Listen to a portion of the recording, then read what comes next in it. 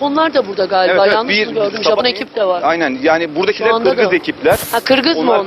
Kırgız ekibi. Hı hı. Ama dün burada enkazın öbür tarafında Japon ekibiyle buradaki diğer bir STK beraber çalışmışlar. Hı hı. Ama burada şu anda yanımızda beraber çalıştığımız Kırgız ekibi var. Evet.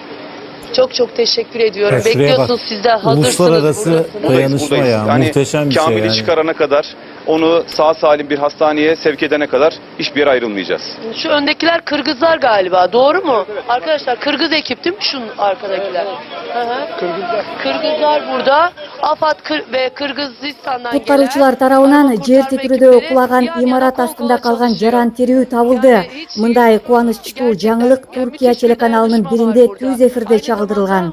Анда Туркиянын Кахранмараш шаарынын 12 Сукат районунда Кыргыз Республикасынан барган куткаруучулары издөө куткаруу иштерин жүргүзүү үчүн бөлүнгөн тилкеде кыйраган имараттын урандылары астынан аман калган адам табылып чыгарылганы жөнүндө сөз болуп жатат. Бул кубанычтуу окуя 11 февраль күнү жергиликтүү убакыт боюнча түнкү 2:30 3 чамаларында болгон. Табылган адам ошол кыйраган имараттын 5-кабатында жашаган 16 жаштагы Туркия жараны экени айтылууда. Onlar da şu an evet selamlaşıyorlar, birbirlerini kutluyorlar. Onların bu her bir canlı çıkarılışında birbirlerine teşekkür ediyorlar. Birbirlerine sarılıyorlar. Bakın bu insanlar daha önce birbirini hiç görmedi. Hiç görmedi. Batman Umke Kırgızistan'dan bir arama kurtarma. Bu insanlar hiç görmediler birbirlerini hayatlarında. Ama burada gerçekten yani tek yürekler, el eleler, kol kollar çıktıktan sonra da sarılıyorlar birbirlerine. Bir canı bulmak için, ulaşmak için. Burada duruyor.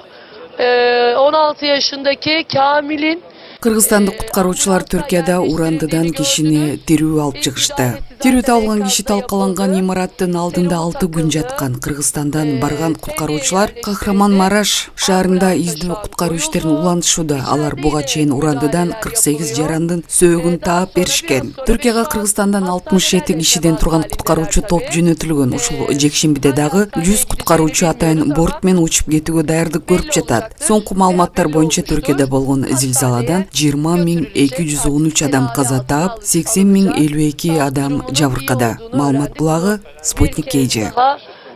Söyleyelim. Neymiş Halil? Fenerbahçe forması varmış üstünde. Üstünde Fenerbahçe. Koyu Fenerbahçeliymiş. Aha çok. Ne oldu? Onu nereden? Videoyu attım ben. Ha tamam. Peki. Ha. Koyu Fenerbahçeliymiş Kamil. Fenerbahçeli Kamil.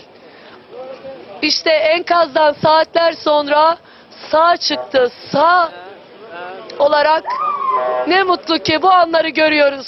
Ne mutlu ki alkışlarla Kamil'i hastaneye uğurluyoruz. Tedavi altına alınacak. Sağlık durumu iyi. Çok şükür ki sağlık durumu da iyi olduğunu söylediler. Ve artık onun tedavisi başlayacak Kamil'in. Bölgede çok sayıda binada yıkım var.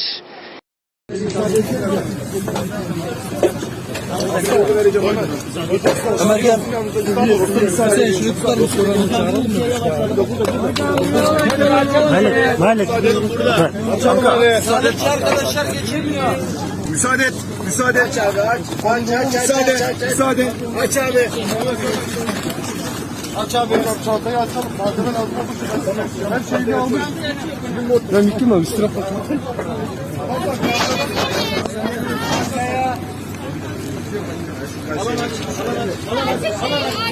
Alan aç. Bir artık geliştirelim. Geliyor. Tam biraz geriye. Ayaktan mı verelim? Şu olmayan geriye çıksın. Açın.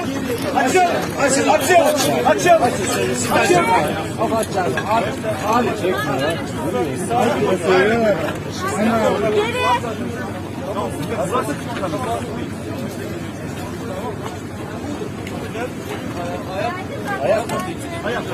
Ayak burada. Harcanı yatırıp duruyorum. Tamam.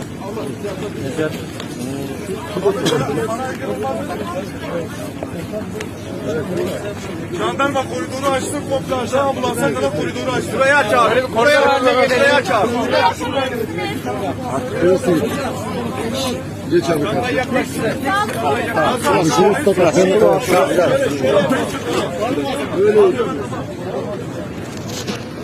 Kanka. Gelin set yapalım. Set. Al gel.